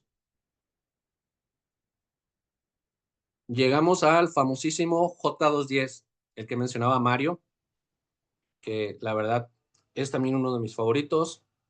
Es mejor conocido como el vino bíblico, o así le he empezado a apodar, porque justamente en los festivales, catas, mucha gente se preguntaba de, oye, ¿qué significa J210? ¿Es una contraseña? ¿Es una coordenada? ¿Es una hora? Y ya yo les empezaba a explicar a la gente, no, es que es un pasaje de la Biblia. Es Juan, capítulo 2, versículo 10, que nos habla de cuando Jesús estaba en las bodas de Canaán y realiza su primer milagro, que fue convertir el agua en vino. Y justamente ese pasaje de la Biblia nos dice que todo hombre sirve primero el buen vino y cuando están satisfechos sirven el inferior, pero tú has guardado el mejor vino hasta ahora. Y justamente así nos pasó con J210. Se creó a raíz de un año muy complicado, un año que hubo sequía, un sector del viñedo donde había Cabernet y Nebbiolo plantadas, estaban sufriendo pues los embates del calor, estaban deshidratándose los racimos, la cosecha de esa zona se pensaba descartar, se pensaba mermar, pero José Luis Durán vio la gran oportunidad de hacer un gran vino con esos racimos que estaban deshidratados, porque justamente la deshidratación les dio potencia, los intensificó, perdió agua la uva, pero se concentraron sus taninos, su acidez, sus azúcares, y eso nos dio como resultado J210, que es un vino poderosísimo, que es también muy elegante, muy complejo en nariz, pero que también tiene potencia, y que ya también te exige alimentos más poderosos, más elaborados. Te exige cortes con mucho marmoleo, te exige moles, te exige platillos muy cargados de especias, mucho sabor, carnes de cacería, te exige carne potente como la de cordero. Y que estamos muy contentos de este vino porque este año se acaba de traer una medalla de gran oro para México, una medalla que se ganó en el concurso internacional de Bruselas, y que de 40,000 vinos que participaron de diferentes partes del mundo, pues este J210 se trajo una gran medalla de oro para México. Y que justamente es la misma combinación de Surco Rojo, si se fijan, también es Cabernet con Nebbiolo, pero acá tenemos 12 meses de barrica, más otros 12 más en botella, forzosos para que se suavice, para que se pula, para que se compriman todos estos gama de aromas que posee. Y es un vino que cuando lo compren, yo les recomiendo que si tienen en casa un decantador, lo usen, porque J210 tiene muchísimo que expresarles, muchísimo que contarles. Y justamente la añada que tenemos actualmente en el mercado es la 2019 y está apenas en su momento óptimo de beberse. Tiene todavía un potencial increíble de 10 o más años de guarda. Y otra cosa muy importante que tiene J210 es que ese dibujito que tiene al centro en la etiqueta, ese corcho y ese emblema que está ahí dibujado en ese corcho, es justamente el emblema de la orden de los monjes jesuitas. Justamente es un homenaje también a que los jesuitas fueron los que llevaron la viticultura a la zona de Baja California. Y así los estamos homenajeando, y también con un vino que tiene que ver con este pasaje de la Biblia. ¿Dudas con J210? No, solo nos comentan que está muy interesante el significado del nombre. Muy, muy interesante. De hecho, pues también me ha tocado escuchar teorías súper rarísimas que la gente menciona. Hay una que se me hizo muy chistosa de una persona que decía que se llama J210, que porque el dueño se llama Juan Pablo y nació a las 2:10 de la mañana. Pero bueno, como que quería apantallar a las personas con las que iba, pero nada que ver.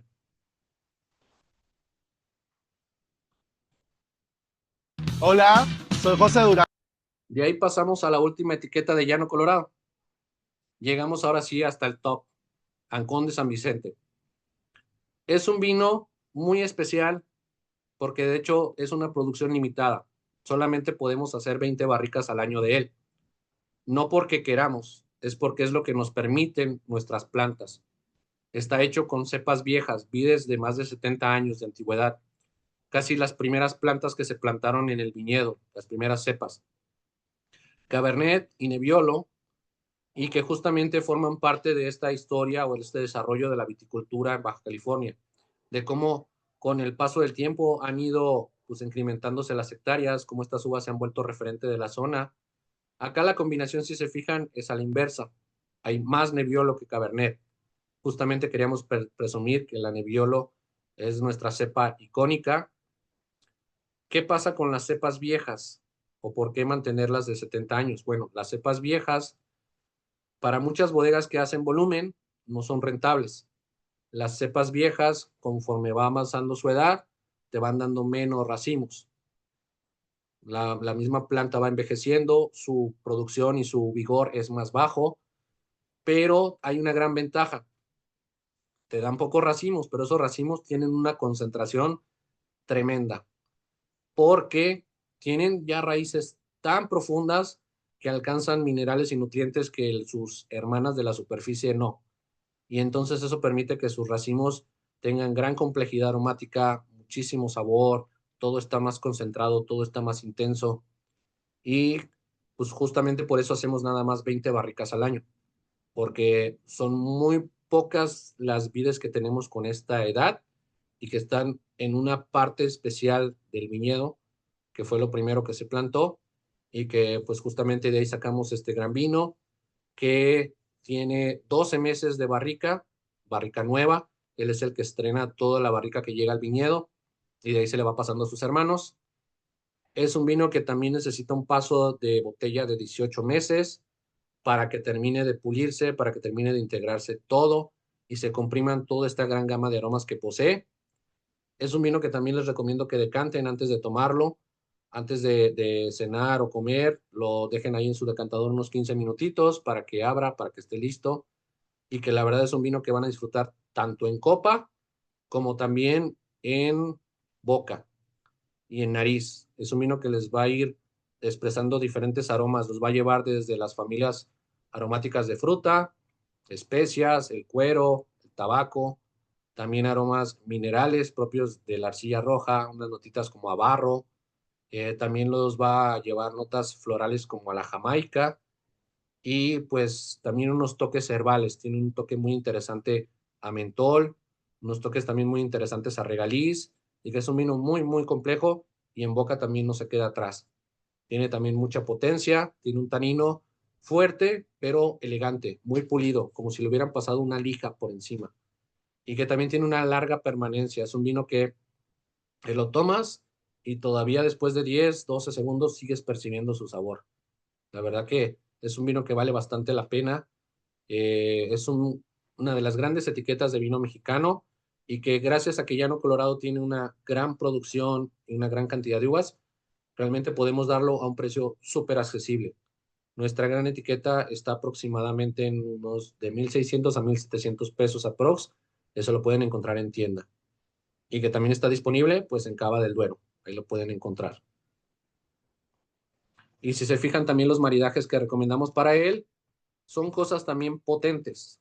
Necesitamos ribeye, gran cantidad de grasita, tomahawk, la grasa, digo, la carne que viene pegada al hueso es mucho más intensa de sabor casi siempre, la picaña, carnes maduradas, el cordero que también es muy intenso y preparaciones al mole o estofados también le van fenomenal.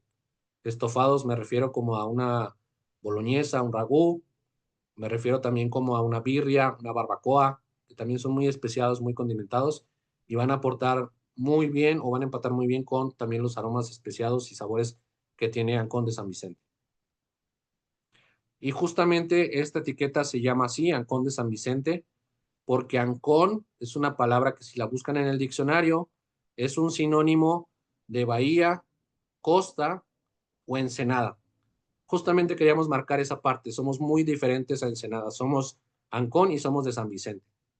Entonces, eso nos ha ido abriendo mucho camino y justamente quien lo va conociendo se va enamorando de Ancón de San Vicente y lo está teniendo pues como un vino de alto valor, mucho aprecio, que aporta muchísimo a la viticultura mexicana. Y ya con esto concluyo la presentación.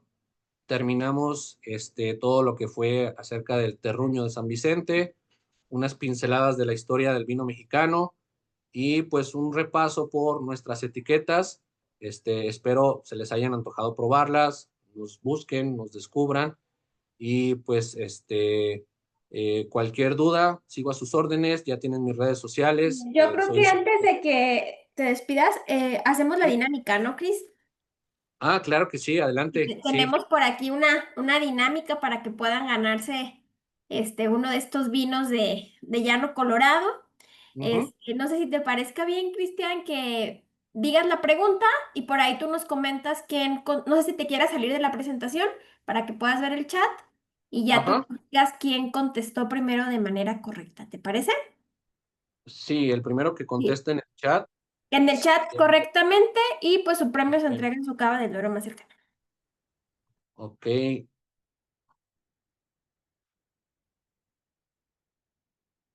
ya vi cuáles son los mensajes más recientes.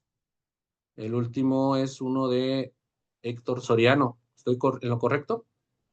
No. A ver. Entonces es más para abajo. El último mensaje es de Mario Alberto que dice Ese excelentes mero. vinos. Sí, justo, ese. Ujú. Ok, entonces a partir de aquí vamos a empezar a ver quién contesta primero la pregunta. La primera pregunta es,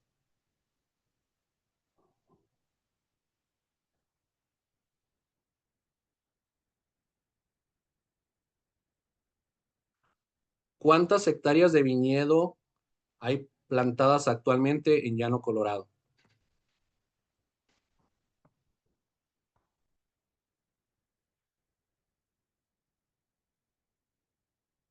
No, no son 500. 500 son las totales que posee la empresa. Exactamente, 250. Se acaba de ganar la botella Sam. Muchas Tenemos, felicidades, Sam. De favor, me mandas correo con tus datos. Ahorita te pongo mi correito para dar seguimiento a la entrega de tu premio. sí, justamente 250 hectáreas donde están distribuidas las 20 diferentes variedades que tenemos plantadas. Bien ahí. Ahí va la siguiente pregunta. Uy, esta está muy fácil. ¿Cuál es la uva blanca insignia de Llano Colorado y de dónde viene?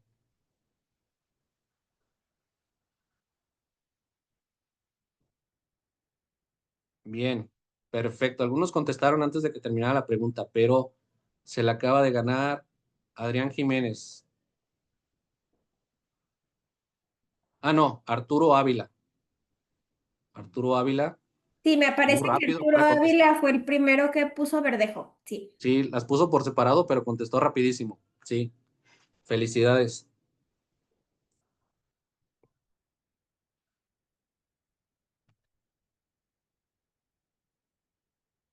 Y la tercera pregunta y la última botella de la noche es, según el diccionario de la lengua española, ¿qué significa Ancón?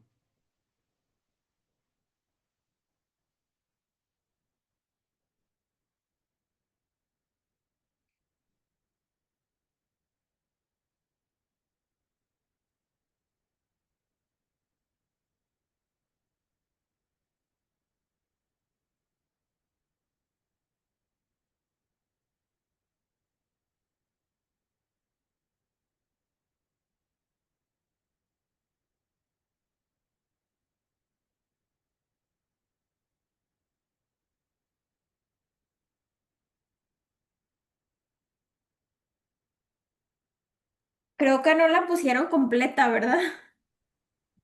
No, solamente algunos pusieron una cosa, pero no pusieron los tres sinónimos que les dije. Entonces es como si fuera media respuesta. Ahí ya alguien los puso los tres. Es José.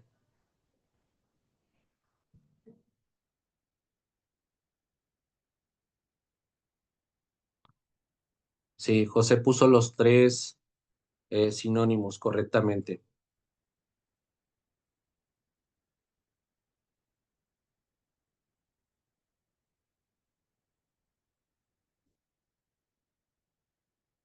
Ok, perfecto. Entonces el ganador sería José. Sí, justamente. Ok, entonces, Felicidades al ganador. bueno, pues ya quedaron los tres ganadores. Les agradecemos mucho a los que vinieron el día de hoy. Hoy fue el último día del Festival de Vinos Mexicanos. Por ahí los que nos quieran seguir en redes sociales, vamos a tener otro festival que va a ser el Festival de las Burbujas. Es en noviembre para que estén por ahí pendientes. También vienen con ahí con algunas actividades. Entonces, pues les agradecemos a todos su tiempo, el espacio, a ti, Cristian, por esta gran masterclass. La verdad es que aprendí muchísimo. Gracias. Entonces, pues esperemos verte pronto en otra actividad aquí con Cava del Duero. Muy bien, pues un placer seguir compartiendo conocimiento, porque el conocimiento es la única cosa que cuando se comparte, en vez de escasear, abunda. Entonces, cualquier duda, sigo a la orden en las redes sociales y pues espero sigan descubriendo los vinos de Llano Colorado y pues sigan al pendiente de las actividades que tiene Cava del Duero, porque también vamos a estar realizando algunas catas, maridajes más adelante, allá en la zona de Michoacán. Zamora, Morelia, Uruapan. Y bueno, también aquí en Guadalajara se pueden enterar de las actividades que hacemos con Llano Colorado y las catas que estamos realizando a través de mis redes sociales. Muy bien, pues perfecto. Pues muchísimas gracias. Los ganadores, por ahí les dejé mi correo para que me manden un correíto y coordinemos la entrega de su vino en su casa más cercana. Pues muchas gracias a todos. Gracias, Cris. Buenas noches y nos vemos pronto. Gracias. Sí. Buenas noches y salud. Salud.